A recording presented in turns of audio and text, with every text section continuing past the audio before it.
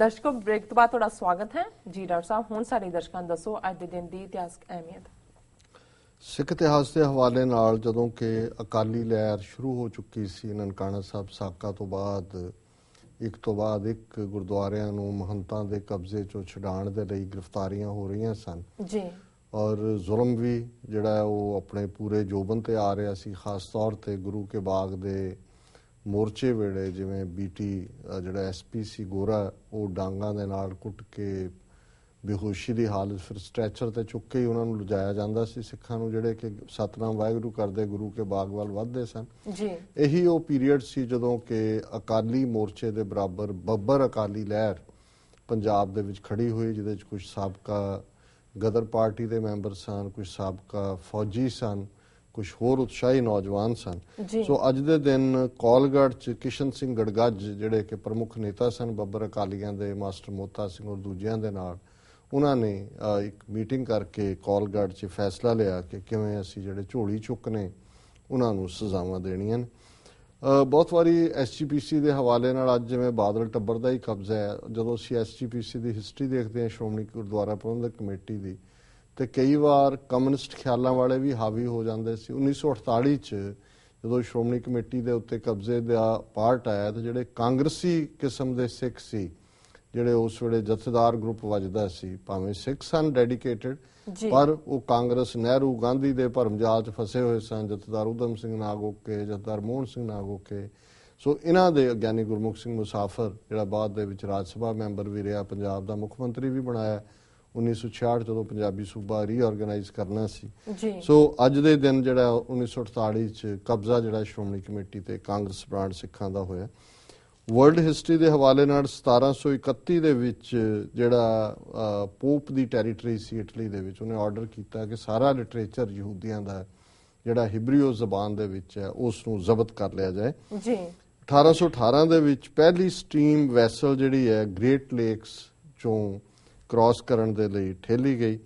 1845 'ਚ ਅੱਜ ਦੇ ਦਿਨ ਕਿਊਬੈਕ ਕੈਨੇਡਾ ਦੇ ਵਿੱਚ, ਸਾਡੇ ਜਿੱਥੇ ਬਹੁਤ ਸਾਰੇ ਵੀਰ ਭੈਣਾਂ ਵਸਦੇ ਨੇ ਅੱਜ, ਮੌਂਟਰੀਆਲ ਸ਼ਹਿਰ ਪ੍ਰਮੁੱਖ ਹੈ, ਸੋ ਬਹੁਤ ਜ਼ਬਰਦਸਤ ਅੱਗ ਲੱਗੀ ਜਿਹਦੇ 'ਚ 2000 ਦੇ ਕਰੀਬ ਘਰ ਜਿਹੜੇ ਸੀ ਉਹ ਸੜ ਕੇ ਸੁਆਹ ਹੋ ਗਏ। 1863 ਦੇ ਵਿੱਚ ਪਹਿਲੀ ਕਾਲਿਆਂ ਦੀ ਰੈਜੀਮੈਂਟ ਜਿਹੜੀ ਹੈ ਬੋਸਟਨ ਤੋਂ ਤੁਰੀ ਸਿਵਲ ਵਾਰ ਦੇ ਵਿੱਚ। ਨਹੀਂ ਤਾਂ ਕਾਲੇ ਜਿਹੜੇ ਨੇ ਉਹਨਾਂ ਨੂੰ ਤਾਂ ਹਲ ਦੀ ਥਾਂ ਤੇ ਬਲਦਾਂ ਦੀ ਥਾਂ ਤੇ ਜੋਤਦੇ ਸੀ, ਗੁਲਾਮ ਸਨ, ਫੌਜ ਤੱਕ ਦੇ ਦੇਖਿਆ ਵੀ ਨਹੀਂ ਸੀ ਜਾ ਸਕਦਾ। ਪਰ ਜਦੋਂ ਅਬਰਾਹਿਮ ਲਿੰਕਨ ਨੇ ਸਲੇਵਰੀ ਖਤਮ ਕਰਨ ਦੀ ਪ੍ਰੋਕਲੇਮੇਸ਼ਨ ਕੀਤੀ ਔਰ ਸਾਊਥ ਦੇ ਜਿਹੜੀਆਂ ਸਟੇਟਾਂ ਸੀ, ਜਿਵੇਂ ਵਰਜੀਨੀਆ ਤੋਂ ਸ਼ੁਰੂ ਹੋ ਗਿਆ ਕੰਮ, ਔਰ ਇਹ ਸਾਰੀਆਂ ਸਾਊਥ ਦੀਆਂ ਸਟੇਟਾਂ ਉਹਨਾਂ ਨੇ ਰਿਵੋਲਟ ਕਰ ਦਿੱਤਾ ਕਿ ਅਸੀਂ ਰਹਿਣਾ ਹੀ ਨਹੀਂ ਅਮਰੀਕਾ ਦੇ ਨਾਲ, ਤੇ ਫਿਰ ਇਹ ਲੜਾਈ ਜਿਹੜੀ ਸੀ ਸਿਵਲ ਵਾਰ ਬਣ ਗਈ ਸਲੇਵਰੀ ਇਸ਼ੂ ਤੇ। ਪਹਿਲੀ ਵਾਰ ਜਿਹੜੇ ਕਾਲੇ ਸੀ ਉਹਨਾਂ ਨੂੰ ਸਿਵਲ ਵਾਰ ਦੇ ਵਿੱਚ ਜਿਹੜਾ ਲੜਨ ਦਾ ਮੌਕਾ ਦਿੱਤਾ ਗਿਆ। ਸੋ ਅੱਜ ਦੇ ਦਿਨ ਉਹਨਾਂ ਦੀ ਪਹਿਲੀ ਰੈਜੀਮੈਂਟ ਬੋਸਟਨ ਤੋਂ ਰਵਾਨਾ ਹੋਈ। 1923 ਦੇ ਵਿੱਚ ਅਮਰੀਕਾ ਦੇ ਵਿੱਚ ਆਲਮੋਸਟ ਜਿਹੜੀ ਬੇਰੁਜ਼ਗਾਰੀ ਸੀ ਉਹ ਬਿਲਕੁਲ ਖਤਮ ਹੋ ਗਈ ਸੀ।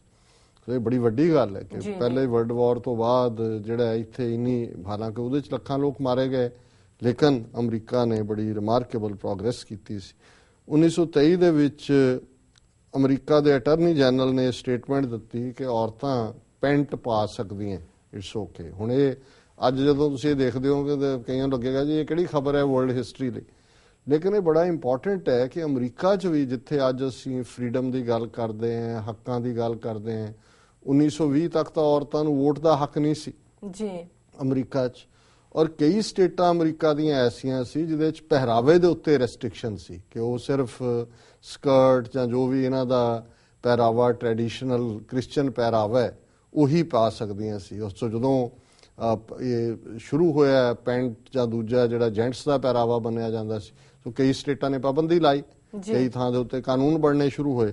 ਸੋ ਇਹੀ ਬੈਕਗਰਾਊਂਡ ਹੋਏਗੀ ਕਿ ਅਮਰੀਕਾ ਦੇ ਅਟਾਰਨੀ ਜਨਰਲ ਨੂੰ ਇਹ ਕਹਿਣਾ ਪਿਆ ਵੀ ਨਹੀਂ, ਇਸ ਜਿਹੜਾ ਪੈਂਟ ਪਾਣਾ ਕੋਈ ਅਗੇਂਸਟ ਦਾ ਲਾਅ ਨਹੀਂ ਹੈ।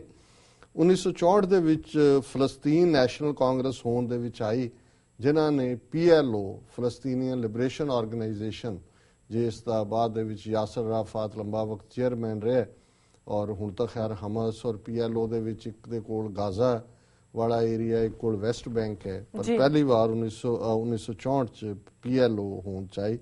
1998 ਦੇ ਵਿੱਚ ਅੱਜ ਦੇ ਦਿਨ ਪਾਕਿਸਤਾਨ ਨੇ 6 ਨਿਊਕਲੀਅਰ ਧਮਾਕੇ ਕਰਕੇ ਆਪਣੇ ਆਪ ਨੂੰ ਨਿਊਕਲੀਅਰ ਸ਼ਕਤੀ ਐਲਾਨੇ। ਅਸੀਂ 24 ਮਈ ਨੂੰ ਦੇ ਹਵਾਲੇ ਨਾਲ ਜ਼ਿਕਰ ਕੀਤਾ ਸੀ ਕਿ ਕਿਵੇਂ 24 ਮਈ ਨੂੰ ਭਾਰਤ ਨੇ ਪੋਖਰਾਨ ਦੇ ਵਿੱਚ ਧਮਾਕੇ ਕਰਕੇ ਨਿਊਕਲੀਅਰ ਪਾਵਰ ਆਪਣੇ ਆਪ ਨੂੰ ਐਲਾਨਿਆ ਔਰ ਠੀਕ 4 ਦਿਨ ਬਾਅਦ 28 ਮਈ ਨੂੰ ਬਲੋਚਿਸਤਾਨ ਦੇ ਵਿੱਚ ਪਾਕਿਸਤਾਨ ਨੇ ਵੀ ਆਪਣੇ ਧਮਾਕੇ ਕਰਕੇ ਨਿਊਕਲੀਅਰ ਰੈਟ ਰੇਸ ਸ਼ੁਰੂ ਕਰ ਦਿੱਤੀ। ਜੀ ਡਾਕਟਰ ਸਾਹਿਬ, ਤੁਹਾਡਾ ਬਹੁਤ ਬਹੁਤ ਸ਼ੁਕਰੀਆ। ਹੁਣ ਸਾਡੇ ਦਰਸ਼ਕਾਂ ਨੂੰ ਦੱਸੋ ਅੱਜ ਦਾ ਵਿਚਾਰ। ਅੱਛਾ, ਅੱਜ ਫਿਰ ਸਵਾਲ ਖਾ ਗਏ ਹੋ ਜੀ ਡਾਕਟਰ ਸਾਹਿਬ, ਟਾਈਮ ਕੱਟ ਲਿਆ ਪ੍ਰੋਗਰਾਮ। ਅੱਛਾ, ਫਿਰ ਜੇ ਮੈਂ ਅੱਜ ਦੇ ਵਿਚਾਰ 'ਚ ਲੈ ਲਿਆ ਵਕਤ, ਅੱਜ ਦੇ ਵਿਚਾਰ ਲਈ ਅਸੀਂ ਸ਼ਲੋਕ ਸਹਿਸਕ੍ਰਿਤੀ ਮਹੱਲਾ 5ਵਾਂ ਜਿਹੜੇ ਕਿ ਅਸੀਂ ਵਿਚਾਰ ਕਰਦੇ ਹਾਂ ਇੱਕ ਦਿਨ, ਉਸ ਨੂੰ ਚੁਣਿਆ ਇੱਕ ਸ਼ਲੋਕ ਨੂੰ। ਕਾਚ ਕੋਟੰਗ, ਔਰ ਜਿਵੇਂ ਮੈਂ ਅੱਗੇ ਕਿਹਾ ਕਿ ਸਹਿਸਕ੍ਰਿਤੀ ਇੱਕ ਵੱਖਰੀ ਜ਼ਬਾਨ ਹੈ, ਸੰਸਕ੍ਰਿਤ ਨਹੀਂ ਹੈ, ਪਰ ਪ੍ਰਾਕ੍ਰਿਤ, ਪਾਲੀ ਔਰ ਸੰਸਕ੍ਰਿਤ ਇਹਨਾਂ ਦਾ ਸੁਮੇਲ ਹੈ ਜੀ। ਕਾਚ ਕੋਟੰਗ ਰਚੰਤ ਤੋਯੰਗ ਲੇਪਨੰਗ ਰਕਤ ਚਰਮਣੈ ਨਵੰਤ ਦੁਆਰੰਗ ਪੀਤ ਰਹਿਤੰਗ ਬਾਏ ਰੂਪੰਗ ਅਸਥੰਬਨੈ ਗੋਬਿੰਦ ਨਾਮੰਗ ਨਹਿ ਸਿਮਰੰਤ ਅਗਿਆਨੀ ਜਾਨੰਤ ਅਸਥਿਰੰਗ ਦੁਰਲਭ ਦੇ ਉਧਰਤੰਗ ਸਾਧ ਸਰਣ ਨਾਨਕ ਹਰ ਹਰ ਹਰ ਹਰ ਹਰ ਹਰੇ ਜਪੰਤ। ਹੁਣ ਇਹਦੇ 'ਚ ਸਰੀਰ ਨੂੰ ਡਿਸਕ੍ਰਾਈਬ ਕੀਤਾ ਹੈ ਕਿ ਸਾਡੀ ਬਾਡੀ ਕੀ ਹੈ, ਸਰੀਰ ਕੀ ਹੈ। ਕਾਚ ਕੋਟੰਗ, ਕਿ ਜਿਵੇਂ ਕੱਚ ਹੁੰਦਾ ਹੈ, ਸ਼ੀਸ਼ਾ ਹੁੰਦਾ ਹੈ, ਇੱਦਾਂ ਸਰੀਰ ਮਾਨੋ ਸ਼ੀਸ਼ੇ ਦਾ ਇੱਕ ਕਿਲ੍ਹਾ, ਝੂਠਾ ਸ਼ੀਸ਼ਾ ਕੜਚ ਕਰਕੇ ਟੁੱਟ ਜਾਂਦਾ, ਹੱਥੋਂ ਡਿੱਗ ਪਏ ਟੁੱਟ ਜਾਂਦਾ। ਇਦਾਂ ਹੀ ਕਹਿੰਦੇ ਨਹੀਂ ਹੱਥੋਂ ਨਿਕਲ ਗਿਆ ਜੀ, ਦੇਖਦੇ ਦੇਖਦੇ ਚੰਗਾ ਭਲਾ ਬੰਦਾ ਚਲਾ ਗਿਆ। ਸੋ ਉਹ ਗੁਰੂ ਅਰਜਨ ਸਾਹਿਬ ਫਰਮਾਉਂਦੇ ਨੇ ਕਾਚ ਕੋਟੰਗ ਕਿ ਵੀ ਜਿਸ ਸਰੀਰ ਦਾ ਅਸੀਂ ਗਰਭ ਕਰਦੇ ਹਾਂ, ਮਾਣ ਕਰਦੇ ਹਾਂ, ਇਹ ਤਾਂ ਸ਼ੀਸ਼ੇ ਦਾ ਕਿਲ੍ਹਾ ਹੈ। ਰਚੰਤ ਤੋਯੰਗ, ਕਿ ਇਸ ਦੇ ਵਿੱਚ ਬਹੁਤਾ ਹਿੱਸਾ ਤਾਂ ਪਾਣੀ ਹੈ, ਇਹ ਪਾਣੀ ਦਾ ਹੀ ਬਣਿਆ ਹੋਇਆ, ਪਾਣੀ ਦਾ ਹੀ ਭਰਿਆ ਹੋਇਆ। ਲੇਪਨੰਗ ਰਕਤ, ਇਹ ਪਾਣੀ ਦੇ ਕੱਚੇ ਕਿਲ੍ਹੇ ਦੇ ਉੱਤੇ ਖੂਨ ਦਾ ਲੇਪ ਹੈ, ਵਿੱਚ ਬਲੱਡ ਦੌੜਦਾ ਹੈ, ਇਸ ਲਈ ਇਹ ਸਰੀਰ ਚੱਲਦਾ ਹੈ। ਚਰਮਣ ਹੈ, ਕਿ ਇਸ ਪਾਣੀ ਵਾਲੇ ਸਰੀਰ ਨੂੰ ਜਿਸ ਦੇ ਉੱਤੇ ਖੂਨ ਦਾ ਲੇਪ ਹੈ, ਚਰਮ ਕਹਿੰਦੇ ਨੇ ਚਮੜੀ ਨੂੰ, ਕਿ ਚਮੜੀ ਦੇ ਵੀ ਚਮੜੀ ਇਸ ਦੇ ਉੱਤੇ ਹੈ, ਬਸ ਆਹੀ ਸਰੀਰ ਹੈ, ਚਰਮਣ ਹੈ। ਨਵੰਤ ਦੁਆਰੰਗ, ਇਹਦੇ 9 ਦੁਆਰੇ ਨੇ। ਦੁਆਰੇ ਹੁੰਦਾ ਦਰਵਾਜ਼ੇ ਜਿਨ੍ਹਾਂ ਰਾਹੀਂ ਅਸੀਂ ਦੁਨੀਆ ਦੇ ਨਾਲ ਅੱਖ, ਨੱਕ, ਕੰਨ, ਗੁਦਾ ਔਰ ਇਹ ਜਿਹੜੇ ਸਾਰੇ ਆਊਟਰ ਵਰਲਡ ਦੇ ਨਾਲ ਸਾਨੂੰ ਜੋੜਦੇ ਨੇ। 9 ਦੁਆਰੇ ਪ੍ਰਗਟ ਕੀਏ, 10ਵਾਂ ਗੁਪਤ ਰਖਾਇਆ, 9 ਆਊਟਲੈਟਸ ਬਾਡੀ ਦੇ। ਨਵੰਤ ਦੁਆਰੰਗ ਪੀਤ ਰਹਿਤੰਗ, ਇਹ ਉਹ ਦਰਵਾਜ਼ੇ ਨੇ 9 ਬਾਡੀ ਦੇ ਜਿਨ੍ਹਾਂ ਦੇ ਉੱਤੇ ਕੋਈ ਦਰਵਾਜ਼ਾ ਨਹੀਂ ਲੱਗਾ ਹੋਇਆ, ਕੋਈ ਉਹਨਾਂ ਨੂੰ ਡੋਰ ਨਹੀਂ ਲੱਗਾ ਹੋਇਆ। ਬਾਏ ਰੂਪੰਗ ਅਸਥੰਭ ਨੇ, ਸਤੰਭ ਕਹਿੰਦੇ ਨੇ ਪਿੱਲਰ ਨੂੰ ਜੀ। ਬਾਏ ਅਸੀਂ ਕਹਿਣਗੇ ਮੈਨੂੰ ਵਾਏ ਹੁੰਦੀ ਹੈ ਜੀ, ਹਵਾ ਵਾਯੂ ਤੋਂ ਬਣਿਆ, ਕਿ ਇਹ 9 ਦਰਵਾਜ਼ੇ ਜਿਨ੍ਹਾਂ ਦੇ ਉੱਤੇ ਇਹ ਸਰੀਰ ਹੈ, ਜਿਹਨੂੰ ਦਰਵਾਜ਼ੇ ਨਹੀਂ ਲੱਗੇ ਹੋਏ, ਉਹਨਾਂ ਨੂੰ ਹਵਾ ਦਾ ਪਿੱਲਰ ਜਿਹੜਾ ਹੈ ਉਹ ਖੜਾ ਰੱਖਦਾ ਹੈ। ਹਵਾ ਦਾ ਪਿੱਲਰ ਸਾਹ ਹੈ ਜੀ। ਹਰ ਜਪੰਦਿਆਂ ਖਿਨ ਢਿੱਲ ਨਾ ਕੀਚਈ ਮੇਰੀ ਜਿੰਦੜੀਏ, ਮਤ ਕੇ ਜਾਪੈ ਸਾਹ ਆਵੇ ਕੇ ਨਾ ਆਵੇ ਰਾਮ। ਹੁਣ ਜੇ ਸਾਹ ਆਇਆ ਹੋ ਆਦਮੀ ਹਾਂ ਇੱਕਦਮੀ, ਜੇ ਸਾਹ ਆਇਆ ਤੇ ਜ਼ਿੰਦਗੀ ਹੈ, ਨਹੀਂ ਹੈ ਤੇ ਬਸ ਚੱਕ ਲੋ ਹੋ ਜਾਏਗੀ। ਜਦ ਉੱਡ ਗਿਆ ਭੌਰ ਵਜੂਦ ਚੋਂ, ਚੱਕ ਲੋ ਵੀ ਸੂਰਜ ਛੁਪਣ ਤੋਂ ਪਹਿਲਾਂ ਹੀ, ਸੂਰਜ ਮਿਟਣ ਤੋਂ ਪਹਿਲਾਂ ਹੀ ਸਾੜ ਦਿਓ, ਇਹ ਕਿਤੇ ਪ੍ਰੀਤ ਬਣ ਕੇ ਨਾ ਆ ਜਾਏ ਘਰ 'ਚ ਜੀ। ਸੋ ਗੁਰੂ ਸਾਹਿਬ ਕਹਿੰਦੇ ਨੇ ਵੀ ਇਸ ਦਾ ਤਾਂ ਇਹੀ ਹਾਲ ਹੈ। ਗੋਬਿੰਦ ਨਾਮੰਗ ਨਹਿ ਸਿਮਰੰਤ ਅਗਿਆਨੀ, ਇਹ ਦੱਸ ਕੇ ਕਿ ਵੀ ਤੇਰਾ ਸਰੀਰ ਹੈ, ਇਹਦੀ ਅਸਲੀਅਤ ਹੋਂਦੇ ਹੈ, ਤੇ ਇਹ ਅਗਿਆਨੀ, ਇਹ ਮੂਰਖ ਗਿਆਨ ਰਹਿਤ ਬੰਦੇ, ਗੋਬਿੰਦ ਨਾਮ ਨੇ ਸਿਮਰੰਤ, ਤੂੰ ਰੱਬ ਦੇ ਨਾਂ ਨੂੰ ਯਾਦ ਨਹੀਂ ਕਰਦਾ। ਜਾਨਤੰਗ ਅਸਥਿਰੰਗ, ਤੂੰ ਸਮਝਦਾ ਹੈ ਵੀ ਇਹ ਸਰੀਰ ਹਮੇਸ਼ਾ ਰਹਿਣ ਵਾਲਾ ਹੈ, ਹਮੇਸ਼ਾ ਸਥਿਰ ਹੈ। ਦੁਰਲਭ ਦੇ ਉਦਰੰਤ ਸਾਧ ਸਰਣ ਨਾਨਕ, ਗੁਰੂ ਸਾਹਿਬ ਕਹਿੰਦੇ ਨੇ ਕਿ ਇਹ ਦੁਰਲਭ ਦੇਹ ਹੈ, ਜਿਹੜੀ ਬੜੀ ਮੁਸ਼ਕਲ ਦੇ ਨਾਲ, ਬੜੀ ਕੀਮਤੀ ਚੀਜ਼ ਸਾਨੂੰ ਅਕਾਲ ਪੁਰਖ ਨੇ ਦਿੱਤੀ ਹੈ।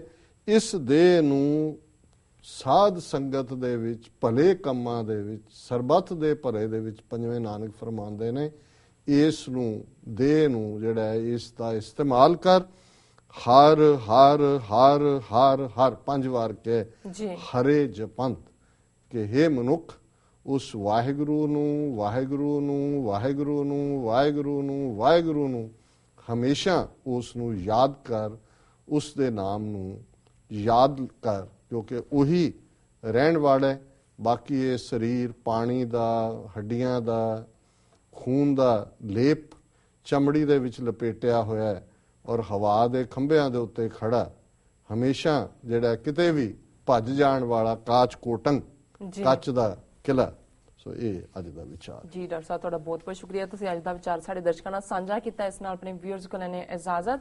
ਵਿਊਅਰਸ, ਸਾਡੇ ਪ੍ਰੋਗਰਾਮ ਦਾ ਸਮਾਂ ਇੱਥੇ ਸਮਾਪਤ ਹੁੰਦਾ। ਤੁਸੀਂ ਆਪਣੇ ਰਾਏ ਤੇ ਸੁਝਾਅ ਸਾਨੂੰ ਭੇਜਣਾ ਨਾ ਭੁੱਲਣਾ। ਸਾਡੇ ਇਸ ਪਤੇ ਤੇ sos@tv84.tv ਤੇ ਅਸੀਂ ਆਪਣਾ ਪ੍ਰੋਗਰਾਮ ਲੈ ਕੇ ਫਿਰ ਦੁਬਾਰਾ ਹਾਜ਼ਰ ਹੋਵਾਂਗੇ। ਤਦ ਤੱਕ ਲਈ ਮੈਨੂੰ ਤੇ ਪੰਡਾਰ ਸਾਹਿਬ ਨੂੰ ਆਗਿਆ ਦਿਓ ਤੇ ਦੇਖਦੇ ਰਹੋ TV84 ਤੇ ਬੁਲਾ ਦਿਓ ਫਤਿਹ। ਵਾਹਿਗੁਰੂ ਜੀ ਕਾ ਖਾਲਸਾ, ਵਾਹਿਗੁਰੂ ਜੀ ਕੀ ਫਤਿਹ।